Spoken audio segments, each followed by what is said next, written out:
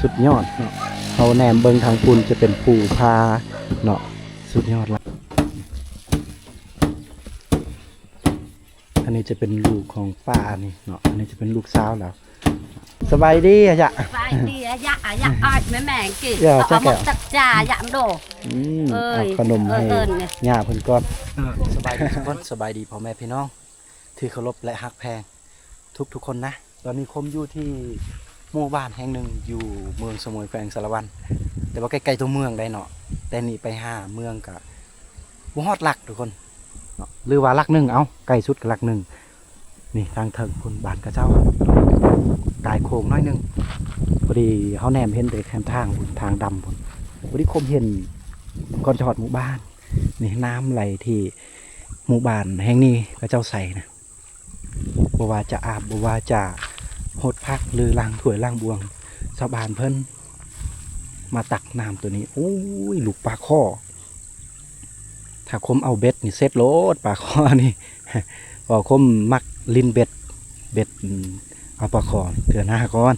บ่แม่นปลาข้อจะเลี้ยงจะเป็นปลาข้อธรรมชาตินี่โอ้สุดยอดไม้นี่ปลามักอยู่น้ำนี่มันไหลน้อยๆสิเนาะแต่กาบ้านของกระเจ้านี่อยู่เถอะเอาเป็นยังไงกันเราจะเข้าไปบ้านของเจ้าแหละสิถามว่าอันนี้เป็นบ้านอย่างเนาะหรือว่ามันเป็นสวนเป็นสนามเขาอยู่บ่เฮาก็บ่ฮู้คือกันนะบางบ้านกับเมืองสมุยอยู่บางบ้านคมก็จื้อบางบ้านคมก็บ่ฮู้และบ่จื้อนะนี่แต่ว่ารถจักรไปได้แล้วก็รถใหญ่ก็ไปได้เลยพุ่นเป็นทางดำเนาะใกล้ๆเนาะทางน้อยๆอยู่คมจะเขาไปถ่ายทำวิถีชีวิตชาวบ้านเพิ่นอากาศอยากร้อนเลยเนาะแต่ว่าท้องฟ้าก็มืดๆอยู่แต่ร้อนหน่อยนึงเราสังเกตจากดินนี่เนาะดินแดงแต่ว่าต้นไม้นี่เขียวอยู่บ่แห้งแล้งแต่ว่าร้อน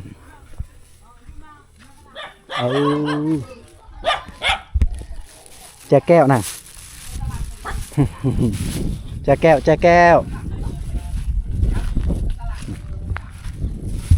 เดียวเห็นเด็กน้อยเขากับว่าแจแก้วกินขนมเอาเยอะเดือกขอบใจอ้าวโ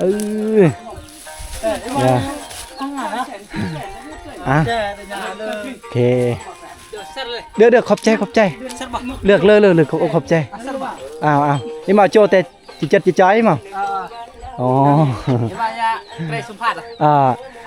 เดือกขอบใจ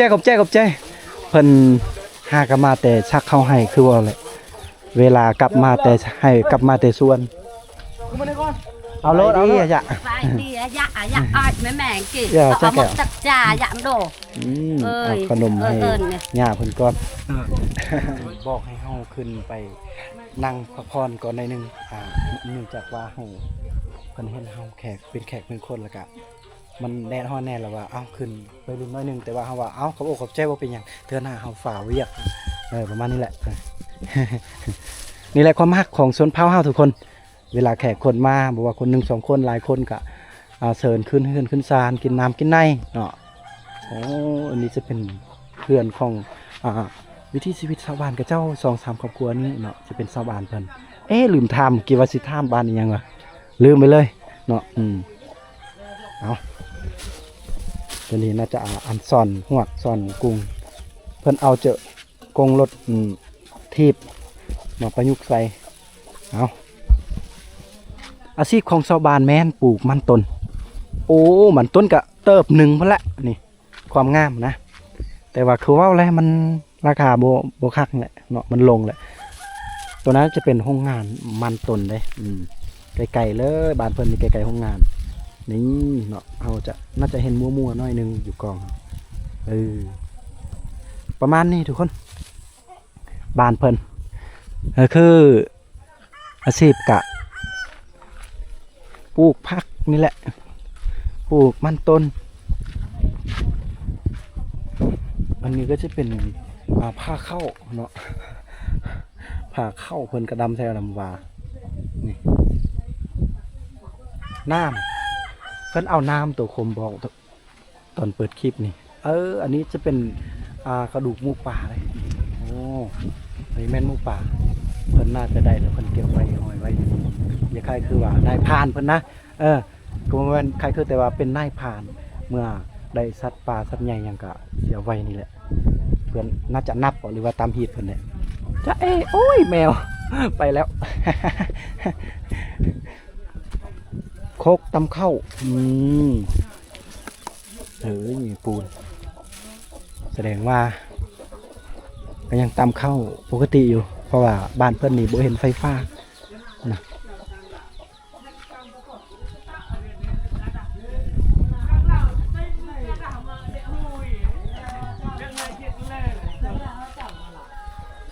ทางนี้กระเจ้าปลูกมีแต่ต้นไม้ต้นอีหยังเลยเนาะนี่โอ้โห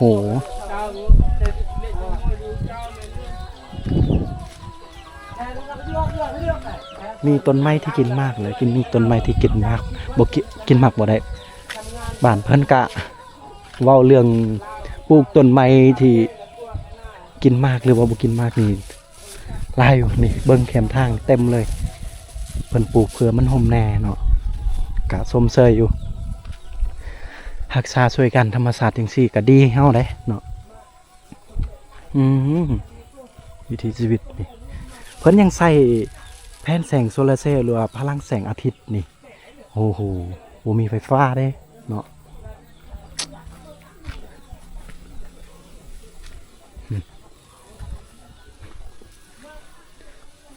ทางนี้ก็น่าจะมีหมู่บ้านเด้เพราะมีเส้นทางเข้าไปอีกน่าจะแม่นแท้นี่มีหมู่บ้านหนึ่งขี่รถจักรก็น่าจะได้หรือว่าเขาเจ้าน่าจะย่างไปคุณไหนแต่ว่าเฮาบ่ฮู้เดียวจะว่าสิถามเขาเจ้านะบางทีมีหมู่บ้านไปก็ประมาณ 2-3 ครอบครัวเด้เนาะ1 2 3เนาะแล้วก็4 5 6 6ครอบครัวเนาะที่เขาเจ้าตั้งเขาเจ้าอยู่นี่นะ6ครอบครัวเหือนโอเคทุกคนแต่ว่าพื้นที่ในการจะปลูกสร้างบ้านนี่เนาะตั้งบ้านตั้งเฮือนนี่ก็ยังกว้างหลายเนาะยังว่างนี่ก็ยังโอเคอยู่ก็สิ่งที่เราเห็นก็เจ้ากินเหล้านี่ก็เจ้าว่าหากะซักเข้าให้แล้วเมื่อกี้ก็คืออยากคล้ายคือว่าเฮาสลองว่าซั่นเนาะสลองแบบกินข้าวสามัคคีน้ำกันนะกาเขตชนบทบ่ว่าจะเป็นในเมืองหรือว่าเขตชนบทนี่เวลามีงานช่วยเหลือซึ่งกันและกันก็มีความสามัคคีก็มีเล็กน้อยและเหล้าแน่บางทีก็มีเบียร์แน่นะก็ประมาณนี้ปกติเขานะแต่ว่าคมโดยส่วนตัวคมเองก็บ่กินเรื่องแอลกอฮอล์เนาะพอดีเฮากลับมาแต่จากหมู่บ้านที่คมลืมถามชื่อเนาะไปแต่พูดแล้วก็พอดีเฮาว่าสิเมื่อบ้านเพิ่นเลยเนาะแต่ว่าเฮาเห็นชาวบ้านกับเจ้ากำลังตำข้าวอยู่โอ้ไฟฟ้ามีเด้นี่แต่ว่าน่าจะกับเจ้าบางที่ก็บ่มีโรงสีก็เลยตำเอาเพราะว่ากับเจ้าบ่มีเงินในการซื้อโรงสีน้อยบ่รู้ว่าในใดทุกคนเดี๋ยวคมจะพาทุกคนและพ่อแม่พี่น้องไปเบิ่งวิถีชีวิตชาวบ้านเพิ่นนี้กำลังตำข้าวอยู่ฟัดข้าวนี่วิถีชีวิตเนาะชาวบ้านเพิ่นเดี๋ยวละไงใกล้จะแก้วเอา อย่าเฮ้อนั่งจ๊ะอุ้ยเนี่ยตาเพิ่นคือคนมงนี่เนาะคือคนทางภาคเหนืออะไรที่กล้วยมงเดียวเลยเอานี่เอาเด้อเด็กน้อยกินขนมเด้อเอาอย่านี่มาอย่าเละจ้ะเอาแวลเนี่ยเนาะแวลปันไตเลยอันนี้จะเป็นหมู่บ้านปันไตเลยทุกคนแวลละมันวิทย์ปันไตวิทย์คายทหารกี่แบบพวกตุกีจึงเงินยศเก่าเดยมือว่าจึงอาวิยาเลยมาปันไตซะอ๋อตัวนั้นจะเป็นบ้านปันไตคือกันเอาแบบนี้ได้ความรู้แล้วอย่ามานี่มานี่อีกล้อหนูกี่หงสี ย่าหน่อยอ้าวเดินมาแกอีnhá giờ này ý nhá ý nhá tươiเขาถามว่านี่เป็นแม่แต่ว่าเราว่าแม่แหละอุ้ยเขากำทุกคนเลยบุ้ยแก้วบุ้ยป้องโตตัวคมเป็นคนที่มักกินข้าวกำเนาะเอ้ยดำปุ๊บเลยนี่เนาะสุดยอดเพิ่นมีข้าวกำเดี๋ยวเพิ่นตำเอาเลยแห้งตำอันนี้แห้งสีดำโอ้โตสุดยอด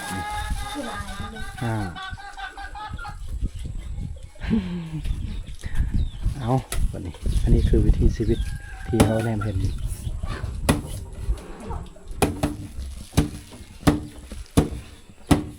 อันนี้จะเป็นลูกของป้านี่เนาะอันนี้จะเป็นลูกสาวแล้ว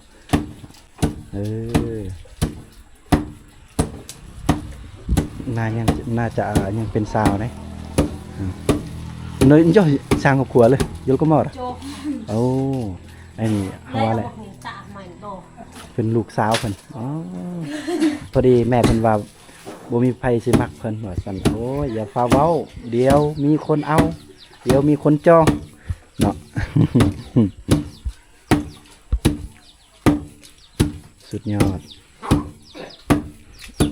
นี่ความขยันความดุมันหรือว่าการอดทนอยู่ที่ใดสำเร็จอยู่ที่นั่นนี่ตัวนี้คือชาวบ้านเพิ่นหมู่คู่เพิ่นเนาะอันนี้ปิดที่เรียบร้อยแล้วยังอีกเด้ยังอีกรอบหนึ่งแล้วมาเด็บก้อมซะโอเคเอาคือว่าเป็นข้าวกำเนี่ยอันนี้กับโบแมนเลยเนาะโบแมนข้าวกำแต่ว่ามันมีการปนอยู่เนาะนี่เด็กๆแต่หักแต่แพงหน้าตา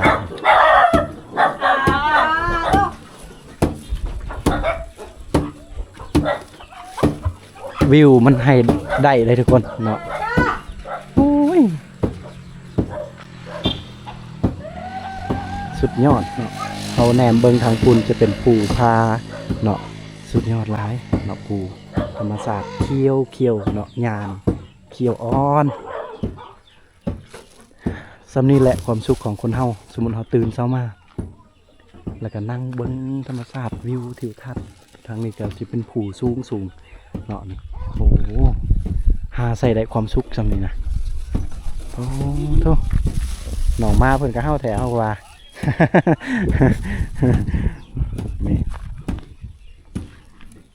มีไฟฟ้าเป็นที่เรียบร้อยแล้วมีสัญญาณอินเทอร์เน็ตสัญญาณโทรยังก็มีแต่ว่าน้ำนี่ก็เดี๋ยวผมสังเกตเบิ่งเพิ่นน่าจะเอามันมีหวยได้นี่เนาะหวยจังซี่ก็เพิ่นน่าจะเอาน้ำหวยตัวนี้ในการใส่ล้างผักบ่โหดผักบ่ล้างถ้วยล้างจานบ่ประมาณนี้เลยนะซองครอบครัวอยู่นี่เนาะจะเป็นบ้านเดียวกันกับครอบครัวแต่ทุกคนเห็นทำอิฐได้เนาะจะเป็นบ้านเดียวกันเลยเนาะจะเป็นบ้านปันไตเนี่ยจะมีปันไตใหญ่แล้วก็ปันไตน้อยเนาะหรือเขาจะเอิ้นว่าปันไตเนื้อปันไตไตแหละ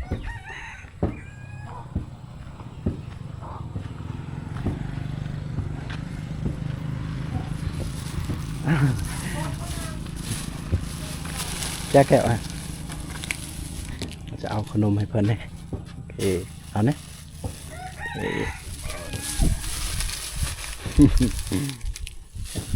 อันหนูที่อัดซูแล้วเก็บมาเรื่อยแหวนล่ะชูโอ้อันนี้จะเป็นสวนหรือว่าสนามของข้าเจ้าเก็บแหวนกันตัวมาแหวนกันตัวที่ปรีหรือกินแล้วมันไต่หมู่บ้านข้าเจ้ายังเขาว่าไปอีกทางหน้าทุกคนเนาะแสดงว่าเขาคิดว่าไปทางนี้หมู่บ้านข้าเจ้าอันนี้จะเป็นข้าเจ้าเอิ้นว่าทางภาคเหนือเอิ้นว่าสนามหรือว่าสวนเนาะข้าเจ้าอยู่เที่ยงให้เที่ยงหน้ารีดกันมาโยนกันแวนเมื่อกี้เลยคือว่าหีดยายอพ่อแม่หรือว่าพีมพระบุรุษก็ยังอยู่บ้านพุ่นตัวนี้จะเป็นเข้ากับยู่ปัจจุบันนี่ก็อยู่นี่แหละเนาะเวลายามเฮ็ดบุญศีลกินทานกับเมื่อบ้านแหละเนาะบ้านเก่าโอ้หาเบิ่งได้ยากแล้วอันนี้ยามประมาณ2 โมงเลย2 โมงตอนเที่ยงหรือตอนบ่ายนี่แหละบรรยากาศเห็นบ่มืดอีกแล้ว เย็นเย็นนี่ต่อหน้านี่คมอันอื่นบ่มักธรรมชาติหญ้าเขียวๆงามเอ้ยเสียงหนู ตัวมันเดินนั่นลังกันนะยิดเลยโอ้น้ำอยู่ลุ่มนี้ทุกคนน้ำที่เพิ่นใส่นี่นะเนาะน้ำที่เพิ่นกินคู่มือนี่อันนี้น้ำเพิ่นชาวบ้านเพิ่นนะโอ้โหสุดยอดเฮ้ยนี่คักเอ้ยนี่นะนี่น้ำนี่เพิ่นก็สิใส่เพิ่นก็สิอาบน้ำอยู่นี่เนาะเอาตักเอามา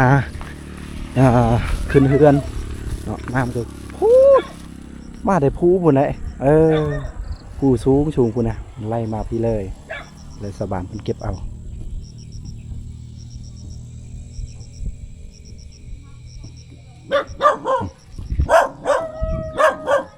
แล้วบาดนี้น้องมาเพิ่นเฮาแท้เฮาว่าก็สิประมาณนี้เด้อทุกคนเด้อเนาะคือว่าอีกแล้วก็บ่มีอีหยังหลากหลายอันนี้ก็จะเป็นบ้านเพิ่นไต่ร่วมกับบ้านที่ทำอิฐทุกคนได้รับได้ชมได้เบิ่งได้เห็นเนาะนี่ก็เจ้าฟังแบบเศร้านี่ใครอยู่อันนี้เวลาลมพายุเฮ็ดอีหยังเฮาก็บ่หวั่นไหวจะฟังลึกนี่เนาะได้อยู่ตัวนี้โอเคอันนี้ว่าอันนี้ก็เจ้ายองเทิงก้อนหินจังซี่ได้เนาะนี่แต่ว่าอันนี้จะบอกว่าเป็นหยังนี่ก็จะยองจังซี่เลยเวลาลมเฮ็ดลมอีหยังพายุมาเนาะก็บ่เป็นหยังบ่หวั่นไหวทุกคนเนาะเอาธรรมชาติก็ยกอันดับหนึ่งแหละบ้านนี้ทางหน้านี่ก็จะเป็นสวนของชาวบ้านแล้วก็เฮ็ดไร่เฮ็ดนานาบ่มีแต่ว่าสวนของเขาเจ้าปลูกมันต้นบ่จังซี่นะนอกจากปลูกข้าวแล้วก็ปลูกมันต้นต่อก็ประมาณนี้เลยได้ทุกคนได้เนาะก็ต้องขอบคุณขอบใจพ่อแม่พี่น้องที่เคารพและฮักแพงแล้วก็อยู่ฝั่งไทยอยู่ฝั่งลาวเฮาแล้วก็บ่อนอื่นนี่ก็ขอบคุณขอบใจที่ได้ครับได้ชมได้เบิ่งได้เห็นเนาะในการถ่ายทำเนาะวิถีชีวิตชาวบ้านเนาะบ่ก็เฮือนซ่านบ้านแปลนอ้อมหอบธรรมชาติภูผางามๆเนาะบ้านนี้เฮาก็สิขึ้นกับบ้านบันไตเฮาเห็นเนาะแล้วก็วิถีชีวิตของชาวบ้านก็แม่นการตำข้าวยังแบบดั้งเดิมยังแบบสมัยโบราณตะกี้เนาะก็บ่แม่นว่าบ่มีไฟฟ้าเพิ่นมีไฟฟ้าในการใช้เนาะแต่ว่าเพิ่นบ่มีโรงสีเนาะเอาประมาณนี้เลยทุกคนเลยเนาะขอบใจทุกคนที่ได้เบิ่งได้เห็นเนาะขอให้ทุกคนอยู่ดีมีแห้งเนาะให้สุขภาพแข็งแรงให้ร่ำให้รวยเนาะหวังว่าเฮามีโอกาสได้มาอีกบ้านเพิ่นแล้วก็ติดตามตอนต่อไปว่าเฮาสิไปบ้านใดเฮาสิไปอยู่ไสทุกคนในการถ่ายทำก็ติดตามตอนต่อไปเลยทุกคนสำหรับคลิปนี้ขอสิ้นสุดเพียงเท่านี้กลับว่าสบายดีทุกคน